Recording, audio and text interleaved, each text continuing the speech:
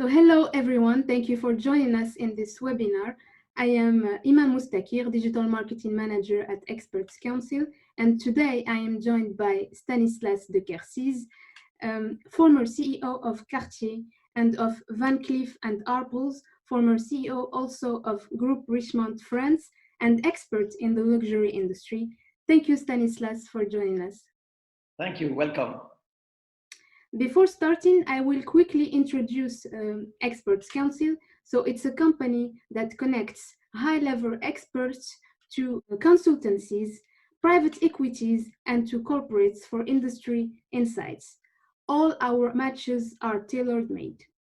Today, our expert is Mr. De Quercize, and we are going to discuss with him the impact of the COVID-19 crisis on the luxury industry and the rebound that he foresees after this crisis.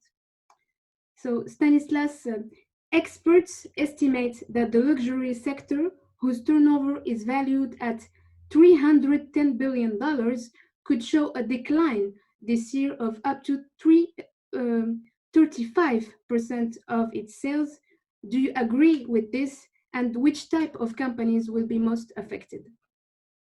Yes, indeed, the luxury will be impacted and will not be immune from this pandemic crisis, which is a worldwide crisis. You know, we'll always have experienced economic crisis, roughly one every 10 years, but a pandemic of this magnitude is one every century. So we have basically no benchmark, but this is impacting luxury for two reasons. The first one is because there's confinement and closure of retail. And as you know, luxury is very retail dependent. And we had wave one, now wave two. And obviously, then you have some boutiques at zero turnover. Second impact is the dramatic drop of international traveling. And traditionally, tourist is a very important clientele for luxury because usually you travel with your loved one. You have time. You want to explore new discoveries, and also because of different currencies, you know, your price barrier are different. So those two factors are impacting dramatically the luxury.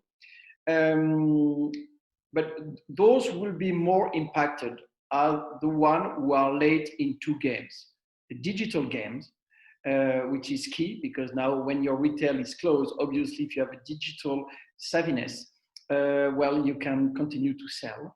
And for some brands, digital was 1%, 5%, 10% for the most resilient one. And then it can become 100% of your turnover. So the earlier you were in this game, the stronger you will rebound from this crisis. And the second one is your presence in China, because luxury is by essence an international and global market. But over the last decades, we've seen a surge of the Chinese clientele. In the past, Chinese represented 30% of the market. Now it's above 50% of the market. But what is interesting is Chinese used to buy 80% of their luxury purchase abroad.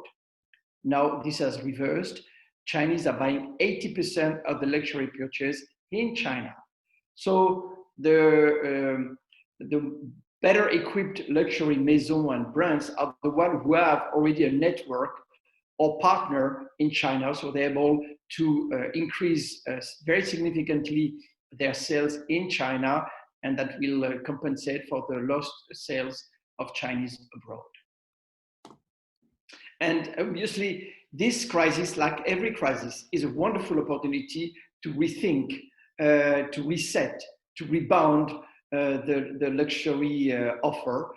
Like every crisis, this is a category, the luxury category, the luxury industry, which has being able to rebound from crisis to crisis to unprecedented high levels. And this will continue.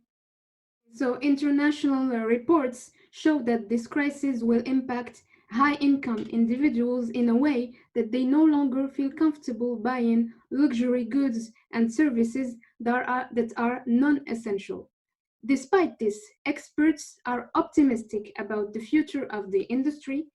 In your opinion, what elements should luxury brands take into consideration for their rebound?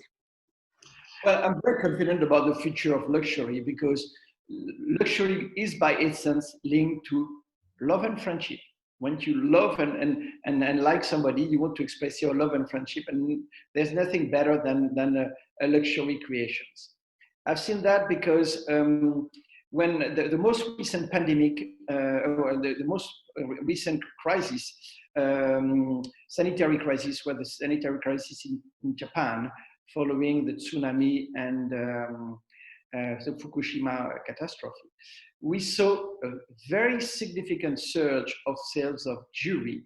And when we tried to understand why, we questioned Japanese and told us, look, we cannot foresee and prepare for a tsunami or an atomic catastrophe.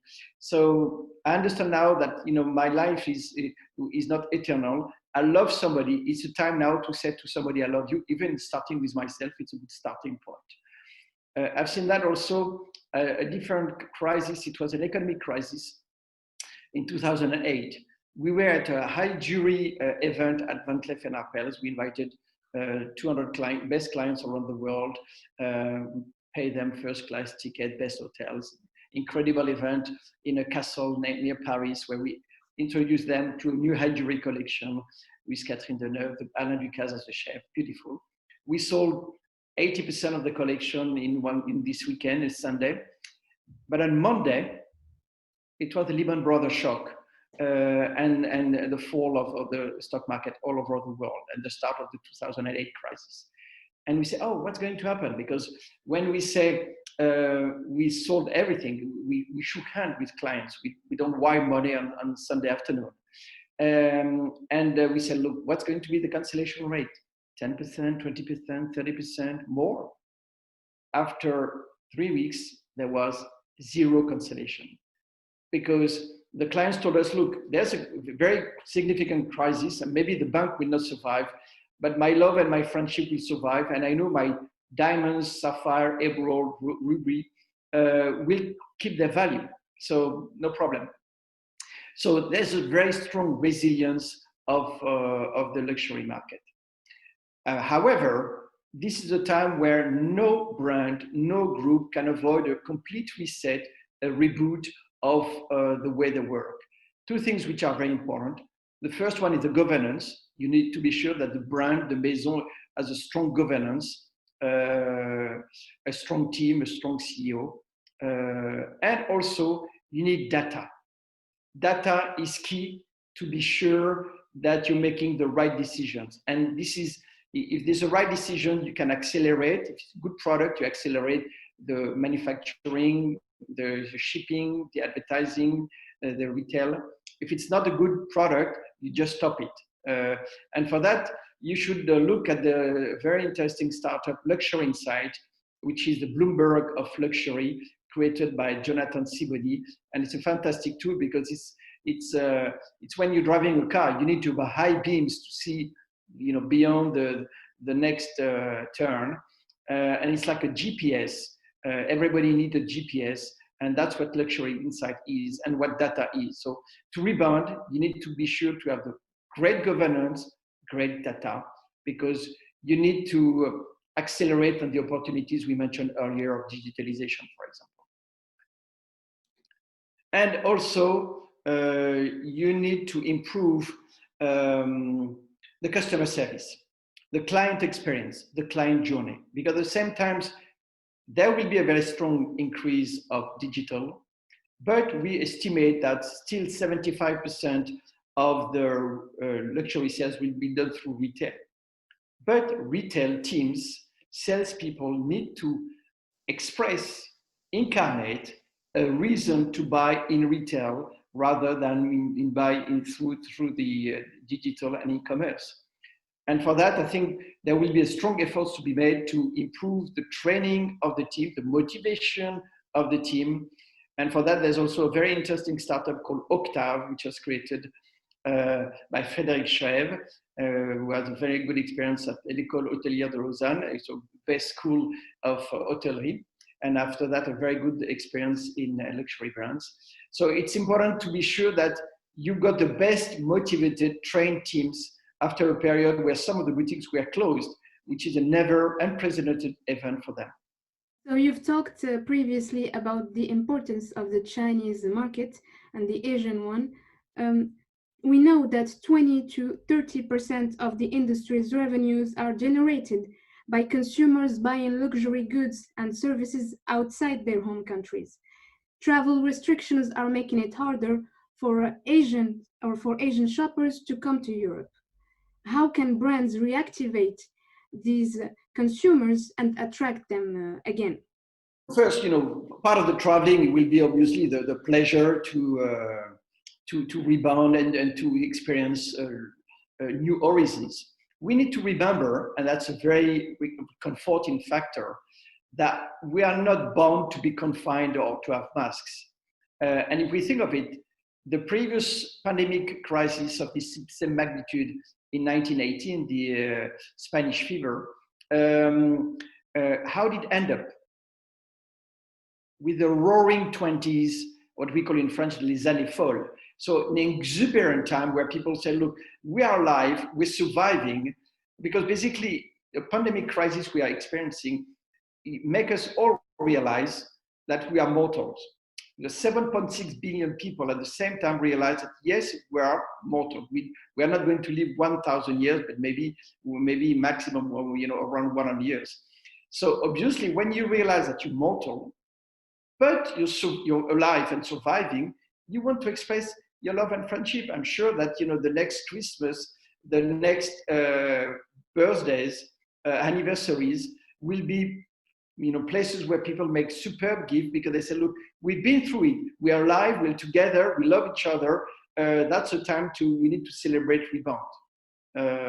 So that will be a good time for the best champagne, the best wine, and the best parties. But the question is when. So the tourists will come back with because there will be interest to rediscover Paris, Vienna, Venice, New York, Shanghai, and the like. We don't know exactly when. In the meantime, we need to be sure that all the maisons need to have a superb client experience when the tourists will come back. And also you have new creations, new way to celebrate. So we need to reinvent to be sure this is not the same experience before and after COVID. It's a new world, so it cannot be the same experience. It has to be re-energized, re-improved. So you're talking about reinvention, and we know now that consumers are more and more concerned about the environment, sustainability, and social issues. How can brands take action to rethink their production, their supply chains and structures, and their customer journey? It's a key element you mentioned it, because something that we all realize, we cannot continue to consume 1.7 times the resources of the planet every year. So there's an incredible awareness around the world of the need to have a more sustainable economical growth and operations. I'm launching with a startup founder, Pierre-Emmanuel Saint-Esprit from ZAC, a new education program at l'ESSEC, which is a super French business school, about circular economy, because we want to be able to create the new chief circular economy officer of the companies. So indeed, all the companies need to think of the way they act, because all the clients will ask them, the product or the service you're offering to me, what is the impact on the environment? Is it neutral, orange, negative, red, or positive, green? And for example, there's also a startup called Revalorem, which has been created by Eric Lejean and Pierre-Marie Barès, which is taking care of utilizing the materials of unsold product to be able to use them again. So they're doing that with shoes, with handbags, with watch straps and so on and so forth, and textile. So this is also a very good idea of to be able to explain to the clients, look, I'm taking care of the planet.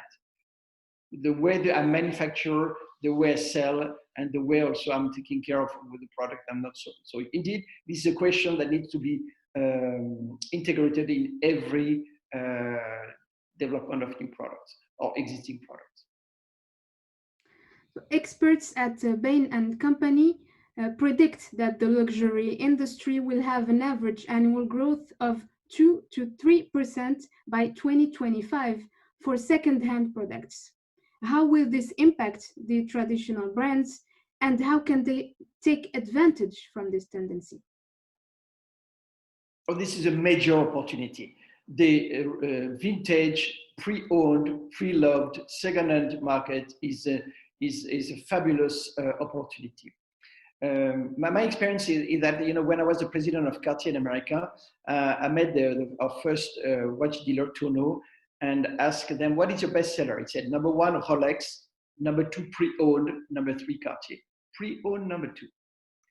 And when I was the president of Cleef Arpels, then after that, president of Cartier, I've accelerated a program where we are buying back high jewelry creation from the clients, authentifying it, restoring it, and reselling it. Fantastic opportunity for clients who say, look, I've got a creation which is in my safe, I'm not using it.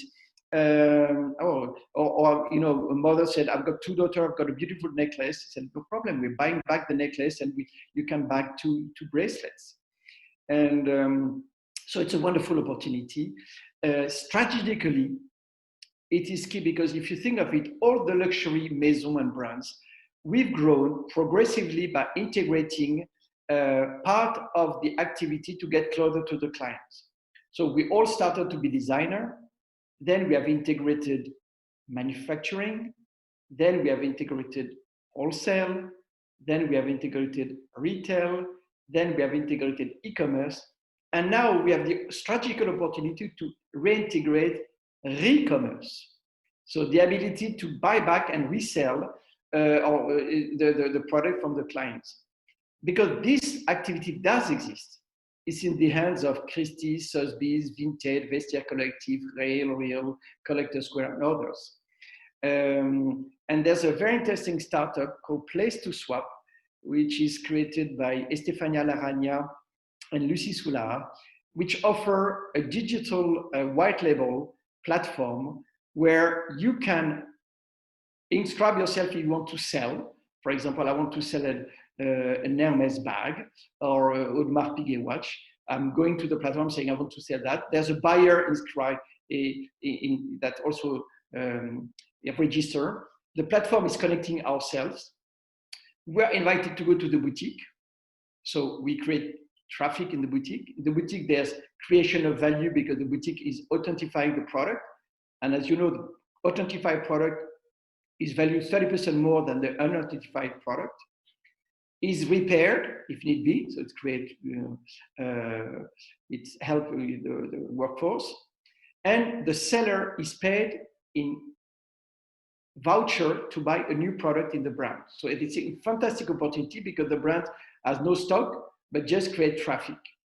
And then you can create value not only on your 2020, 2021 creations, but also on your 1990, 1970, 1960, 1950, and so on and so forth.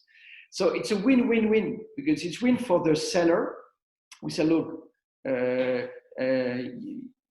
read the book from Marie Kondo, The Art of Sorting Out. She's saying, if you want to be happy, empty your drawer, empty your attic, empty your cupboard, empty your safe.